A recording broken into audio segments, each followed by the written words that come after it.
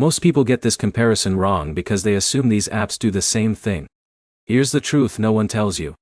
Earnin and Possible Finance may both help when you need cash fast, but they work in completely different ways, and choosing the wrong one can cost you more in fees or limit your access.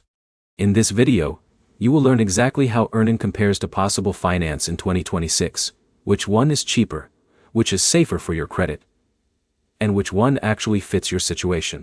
Let's start immediately. Earnin is not a loan app. It is an earned wage access tool. That means you can access money you already worked for before payday. So if Jake worked 40 hours this week, Earnin lets him tap into a portion of those wages early. There is no traditional interest, but there may be optional tips or fast funding fees depending on how you use it. Now here's where it gets interesting. Possible Finance works very differently.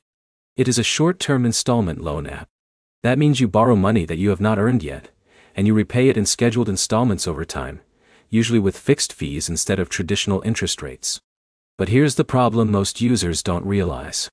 Earnin depends heavily on your employer, your pay schedule, and your work hour tracking. If your income is irregular, your access may be limited or delayed. So it is not always predictable. On the other hand, Possible Finance is more predictable in approval, but it can be more expensive if you carry the loan for longer than expected. Let's break it down simply. If you have a stable job with regular paychecks, Earnin is usually the cheaper and faster option. You are essentially accessing your own money early. But if your income is inconsistent, or you need a guaranteed lump sum regardless of work tracking, Possible Finance becomes more reliable. Now here's a key insight most people miss. Earnin is optimized for short-term cash flow gaps like gas, groceries, or bills before payday. Possible Finance is structured more like a backup loan system for people who do not qualify for traditional credit. So which one is better in 2026?